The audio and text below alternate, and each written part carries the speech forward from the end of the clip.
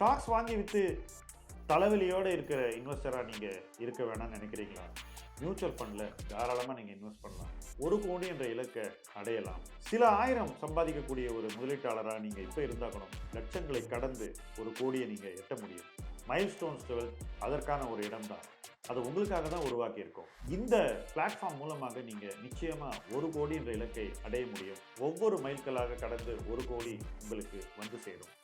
கீழே உள்ள ஃபார்மை ஃபில் பண்ணுங்க, M2W சேருங்க, நிம்மதியாக இன்வெஸ்ட் பண்ணுங்க.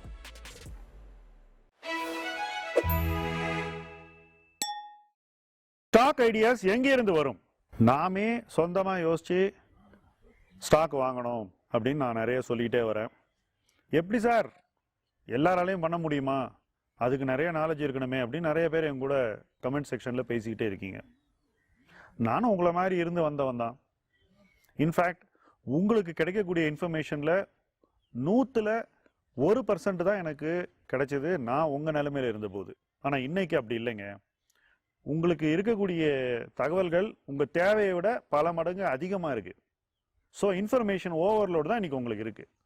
இந்த ஓவர்லோடுக்கு இடையில வேலை பண்ணி தான் நீங்கள் ஸ்டாக் ஐடியாஸை எடுக்கணும். ஸோ முதல்ல என்ன கற்றுக்கணும்? இந்த இன்ஃபர்மேஷனை எல்லாம் எப்படி உள்வாங்கணும்னு கற்றுக்கணும். நிறைய இன்ஃபர்மேஷனுக்குள்ள வெறும் தகவல் இருக்காது. தகவல்ங்கிறது வெறும் ஃபேக்ட்ஸ் தான் இருக்கணும். புரியுதுங்களா? ஆனால் உங்களுக்கு கிடைக்கக்கூடிய இன்ஃபர்மேஷனில் நிறைய ஒப்பீனியன்ஸ் இருக்கும். அது மட்டும் இல்லை, நிறைய ரெக்கமெண்டேஷன்ஸ் இருக்கும். உங்களை ஒரு குறிப்பிட்ட முடிவு எடுக்கக்கூடிய வகையில் அந்த தகவலே உங்களுக்கு கொடுக்கப்படும். அப்படி இருக்கும்போது நீங்கள் அந்த ஒப்பீனியனையும் ரெக்கமெண்டேஷனையும் கொஞ்சம் ஓரம் வச்சுட்டு தகவலை மட்டும் பார்க்கணும். இதுதான் ஆரம்ப புள்ளி. ஸோ இதை நீங்கள் ப்ராக்டிஸ் பண்ண என்ன ஆகும்? உங்களுக்கு ஒப்பீனியனையும் ரெக்கமெண்டேஷனையும் எப்படி ஹேண்டில் பண்ணணுன்ற ஒரு மெச்சூரிட்டி வரும். அந்த முதிர்வு தான் முதலீட்டு பயணத்தில் முதல் படி. நம்மளை எல்லாரும் ஏமாத்திடுவாங்க, நாம தான் நம்மளை பாதுகாக்கணுன்ற ஒரு காலச்சூழலில் நான் வந்தேன். அதனால எனக்கு என்ன பயம்தான் முதல் உணர்வாக இருந்தது. இவங்கெல்லாம் இதெல்லாம் சொல்றாங்க, இதெல்லாம் சொல்றவனுக்கு ஏதோ ஒரு உள்நோக்கம் இருக்கும். கரெக்டாக இந்த நாளில் இந்த நேரத்தில் இப்படி நமக்கு இந்த தகவலை கொடுக்குறான், அடுத்த நாள் என்ன ஆகுது பார்ப்போம் அப்படின்னு ஃபர்ஸ்ட் நினைப்பேன். அடுத்த நாள் அந்த ஸ்டாக் எப்படி ரியாக்ட் ஆகுதுன்னு பார்ப்பேன். அதில் எல்லாரும் விற்கிறாங்களா வாங்குறாங்களா என்ன நடக்குதுன்னு பார்ப்பேன். அதுக்கப்புறம் என்ன நடக்குதுங்கிறதையும் வாட்ச் பண்ணுவேன். ஸோ ஓரிரு மாதத்தில் முன்னாடி வந்த இந்த தகவல் இருக்கு பாருங்க, அதனுடைய உண்மைத்தன்மை, அதை கொடுத்தவனுடைய நேர்மை, அவனுடைய திறமை, இதெல்லாம் நமக்கு தெளிவாக தெரிஞ்சிடும். ஸோ இந்த தகவலை ஃபாலோ பண்ணுறது தான் ஐடியாஸ் கண்டுபிடிக்கிறதுல ஆரம்ப புள்ளி. இன்னைக்கு உங்க தகவல் எங்கெல்லாம் வருதுன்னு பார்ப்போம். நான் ஆரம்பிச்ச காலகட்டத்தில் நியூஸ் பேப்பர், மேகசின், இது 2 தான் தகவல். நியூஸ் வீடியோ சேனல் கூட கிடையாது, பிசினஸ் சேனல் கிடையாது, டிவி சேனல் கிடையாது, சோசியல் மீடியா அறவே கிடையாது. ஸோ வெறும் நியூஸ் பேப்பர், மேகசின்ல வரக்கூடிய தகவல்களை தரம் பிரிக்கிறது தான் முதல் படி எனக்கு இருந்தது. இன்னைக்கு என்ன இருக்கு? சப்போஸ் நான் இன்னைக்கு உங்களை மாதிரி ஒரு ஆரம்ப புள்ளியில் இருக்கேன்னு வச்சுப்போமே, அப்ப என்னுடைய தகவல்கள் எங்கேருந்து வருது? ட்விட்டர்லேருந்து வருது, யூடியூப்லேருந்து வருது, டெலிகிராம்லேருந்து வருது, வாட்ஸ்அப்லேருந்து வருது, இதுக்கு அப்புறம் நியூஸ் பேப்பர்லேருந்து வருது, கடைசியாக டிவி சேனல்லேருந்து வருது. கடைசியாக சொன்ன விஷயத்தில் நிறைய ரெக்கமெண்டேஷன்ஸ் தான் வருது. ஒப்பீனியன்ஸ் கூட கம்மி, நேராக ரெக்கமெண்டேஷனுக்கு போயிடுறான் டிவி சேனலில். யூடியூப் இதுக்கு அடுத்தபடி, அங்கேயும் ரொம்பவே ரெக்கமெண்டேஷன் ஓரியன்ட் தான். இப்போ ஒரு டாக்டர்கிட்ட போறீங்க, நீங்க நோய் சொல்றதுக்கு முன்னாடி ஒரு பிரிஸ்கிரிப்ஷன் எழுதி ஆரம்பிச்சாருன்னா அந்த டாக்டரை நீங்க நம்புவீங்களா? மாட்டீங்கல்ல.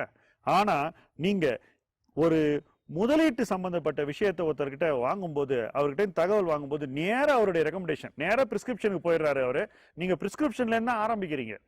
இப்படி ஆரம்பிக்கிறது வந்து தவறான அணுகுமுறை. அப்படி நீங்க பண்ணீங்கன்னா நீங்க எடுக்கிறது ஐடியா இல்ல, வெறும் ரெக்கமெண்டேஷன் தாங்கிறத தெளிவா புரிஞ்சுக்கங்க. ஐடியாங்கிறது அதுக்கு பல படி முன்னாடி. ஸோ அதுக்கு மேல அவர் பண்ணியிருக்கிற அந்த மேக்கப், ஜோடனைகள், ட்ரெஸ்ஸிங், இதெல்லாம் எடுத்துட்டு பிளெயினா அந்த ஐடியாவை பார்க்கணும். 20 வருஷம் முன்னாடி இருக்கும். அன்னைக்கு அட்டுலுடைய விலை 40 ரூபாய், SRFனுடைய விலை 20 ரூபாய். இந்த மாதிரி தான் பிரைசஸ்லாம் இருந்தது. இன்ஃபேக்ட் அல்கேலமீனுடைய விலை ஒரு 60 ரூபாய் இருக்குன்னு வச்சுங்களேன். விலையே இல்லாத இருந்த நிறுவனங்கள் எல்லாம் கெப்பாசிட்டி யூட்டிலைசேஷன் அப்போ ரொம்ப கம்மியா இருந்தது, கெப்பாசிட்டியே கம்மியா இருந்தது.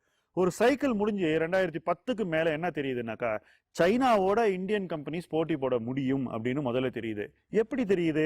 கவர்மெண்ட் அவங்கள சப்போர்ட் பண்ணுவாங்கன்றது தெரியுது. ஸோ நிறைய அவங்க இம்போர்ட்டுக்கு எதிராக வரிகளை விதிக்கிறாங்க. வரிகளை விதிக்கும் போது உள்நாட்டு உற்பத்திக்கு அது சாதகமான ஒரு சூழ்நிலையை உருவாக்கி கொடுக்குது. அந்த சூழ்நிலையில இந்த நிறுவனங்கள் அதிகமா உற்பத்தி பண்ண ஆரம்பிக்கிறாங்க. ஸோ அவங்களுடைய கெப்பாசிட்டி யூட்டிலைசேஷன் வந்து ஹை ஆகிட்டே வருது. 60க்கு வருது, 70க்கு வருது, 80க்கு வருது.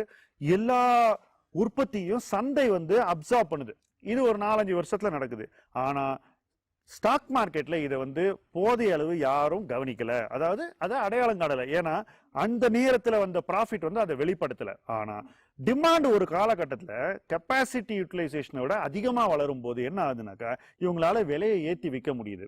அது மட்டும் இல்ல, சில காரணங்களுக்காக சைனால சில கெப்பாசிட்டிஸ் எல்லாம் மூடுறாங்க. ஸோ இம்போர்ட் குறைஞ்சி டொமஸ்டிக் உற்பத்தி அதிகமாகும் போது என்ன ஆகுது, இந்த கம்பெனிஸினுடைய ப்ராஃபிட்டபிலிட்டி அதிகமாகுது. அவங்க ஆல்மோஸ்ட் ஃபுல் கெப்பாசிட்டிக்கு ப்ரொடியூஸ் பண்றாங்க. ஸோ ஃபுல் கெப்பாசிட்டியில பெஸ்ட் பிரைஸ்ல பெஸ்ட் மார்ஜின்ல இவங்க பண்ணுவாங்கன்னு 2015-16 அந்த பீரியட்ல தெரியுது. ஸோ அந்த பீரியட்ல போய் நம்ம கெமிக்கல் ஸ்டாக்ஸை வாங்குறோம். 2 வருஷத்துல இது தலைகீழா மாறி நிறுவனங்கள்லாம் பயங்கர லாபம் பண்றாங்க. அந்த நேரத்துக்கு அப்புறம் நிறுவனங்கள் என்ன முடிவு எடுக்கிறாங்கன்னாக்கா இன்னும் கெப்பாசிட்டியை உயர்த்தணும்னு நினைக்கிறாங்க. இப்போ அவங்கள்ட்ட நிறைய பணம் இருக்கு. ப்ராஃபிட் பூல் அப்படின்னு சொல்லுவோம். அதாவது எல்லா நிறுவனங்களும் சேர்த்து தயாரிக்கக்கூடிய ஒட்டுமொத்த லாபம் அது ரொம்ப அதிகமா இருக்கிறதுனால அதுக்கு ஏற்ற மாதிரி அவங்க கெப்பாசிட்டி போடுறாங்க. சந்தைக்கு ஏற்ற மாதிரி போடல. ஏன்னா அவங்களுக்கு நம்பிக்கை ரொம்ப அதிகமா இருக்கு. எதிர்காலத்தை பத்தி எப்போ ஒரு நிறுவனத்துக்கும் அந்த மேனேஜ்மெண்ட்டுக்கும் அதிகமான நம்பிக்கை வரும்னா எப்போ அவங்க லாபம் ரொம்ப அதிகமா இருக்கும் அந்த டைம்ல தான் வரும். ஸோ அந்த டைம்ல அவங்க பெரிய கெப்பாசிட்டி யூட்டிலைசேஷனை போடும்போது என்ன ஆகுதுனாக்கா அவங்களே அவங்க ஸ்ட்ராட்டஜி மூலமாவே எதிர்காலத்துல ஒரு ரிஸ்கை உருவாக்கிக்கிறாங்க. இந்த காலகட்டத்தில் உங்களுக்கு இந்த ரெக்கமெண்டேஷன் வருது. இந்த ஜோடனைகளோட ஒரு ரெக்கமெண்டேஷன் அது நேரடியா வரும்போது ஒரு இன்வெஸ்டர் என்ன பண்றான், நேரா போய் குதிச்சு அந்த ஸ்டாக்ஸை வாங்குறான். ஏன்னா அவங்க கடந்த காலத்தை பார்க்கும்போது ரொம்ப சிறப்பா தெரியுது. அதுவே எதிர்காலம்னு அவங்க நேரடியாக நம்புறாங்க. ஸோ இந்த இடத்துல பாருங்க, உங்களுக்கு வந்திருக்கிற ஐடியா தப்பில்லை. ஆனா அதற்கான காலச்சூழல், அதற்கான வெயிட்டிங் பீரியட், அதற்கான அந்த ரிசல்ட்ஸ் வரக்கூடிய அந்த ஒரு சூழ்நிலை அதெல்லாம் இருக்கான்னு அவன் உங்களுக்கு சொல்லவே இல்லை. கடந்த காலத்துல இருந்த அந்த மிகச்சிறந்த சூழ்நிலை வருங்காலத்துல இருக்கும்னு ஒரு அசம்ஷன். இந்த அசம்ஷனுக்கு எந்த விதமான பேசிஸும் கிடையாது. ஸோ இந்த மாதிரி சூழ்நிலை நீங்க ஒரு ஐடியாவை எடுத்துக்கிட்டீங்கன்னாக்கா அது உங்களுக்கு என்ன பண்ணும், ரிஸ்க் தான் கொடுக்கும். ரைட்? நான் ஒரு ஐடியாவை எடுத்துக்கிட்ட போது அந்த ஐடியா வந்து உடனடியாக மாறி டேர்ன் ஆகி எல்லா ஃபேக்டர்ஸும் ஃபேவரபிளா வந்து அதனால நிறுவனம் லாபத்தை வேகமாக வளர்க்கும்னு தெரிஞ்சாதான் அந்த ஐடியாவை நான் வந்து எக்ஸிகியூஷன் எடுக்கணும் அப்படின்றது என்னுடைய ஆழமான நம்பிக்கை. இன்ஃபேக்ட் அது எல்லாருக்குமே பொருந்தும், எனக்கு மட்டும் பொருந்தாது. ஆனால் இந்த ஐடியாவை எப்ப வேணா எடுத்து பண்ணலாங்கிற மாதிரி உங்களுக்கு அந்த ஐடியா சொல்லப்படும் போது நீங்க என்ன நினைக்கிறீங்க, சரியா தானே இருக்கும் அப்படின்னு நினைக்கிறீங்க. ஆனா அதுக்கப்புறம் நீங்க வாங்கினதுக்கு அப்புறம் என்ன ஆகுது, ஸ்லோவா சிச்சுவேஷன் மாறிடுது.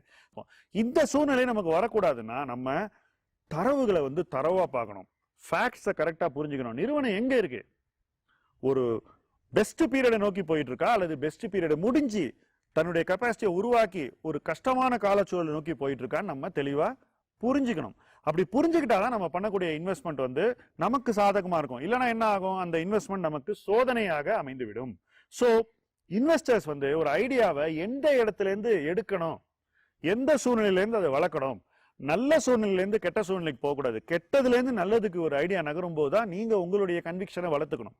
ஸோ ஐடியா எங்கேருந்து வரும், இந்த டேட்டால இருந்தா வரும். ஸோ ஒவ்வொரு நிறுவனமும் எவ்வளோ கெப்பாசிட்டி வச்சிருக்காங்க, இப்போ எவ்வளோ யூட்டிலைஸ் பண்றாங்க, இன்னைக்கு அவங்க விலை எப்படி இருக்கு, இன்னைக்கு அவங்களுடைய மார்ஜின் எப்படி இருக்கு, அவங்களுடைய மார்ஜின் அதிகரிக்க வாய்ப்பு இருக்கா, சந்தை அதுக்கு சாதகமான ஒரு சூழ்நிலையில இருக்கா, இது எல்லாம் நீங்க ஸ்டடி பண்ணணும். ஸோ ஐடியா எங்கேருந்து வரும், பொது வெளியில உள்ள தரவுகள் இருந்தா வரும்.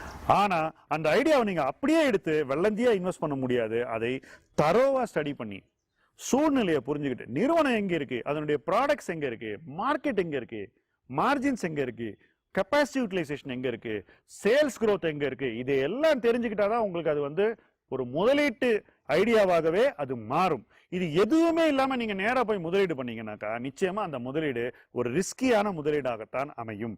எல்லாத்தையும் ஷார்ட்கட் பண்ணிட்டு நேராவே நம்ம ரெக்கமெண்டேஷனுக்கு போகும்போது அந்த ரெக்கமெண்டேஷன் நமக்கு வரும்போது அந்த ஒரு எக்ஸ்சேஞ்ச் ஆஃப் ரெக்கமெண்டேஷனே நமக்கு ஒரு ரிஸ்க் ஆயிடும். ஸோ ஐடியாஸ் எங்கேருந்து வரும், நம்முடைய அப்சர்வேஷன்ல இருந்து, அனுபவத்திலிருந்து, நம்முடைய பொறுமையில இருந்தான் வரும். அதைத்தான் நான் இந்த இடத்துல சொல்ல விரும்புறேன். இப்படி நீங்க ஐடியாஸை வளர்த்துக்கிட்டீங்கன்னாக்கா நிச்சயமா உங்களுடைய முதலீட்டு பயணம் ஒரு வெற்றி பயணமாக அமையும். அதற்கான காலச்சூழலை எதிர்பார்த்து பயணிப்போம், இணைந்து பயணிப்போம். முதலீட்டு களம் உங்கள் களம். நன்றி.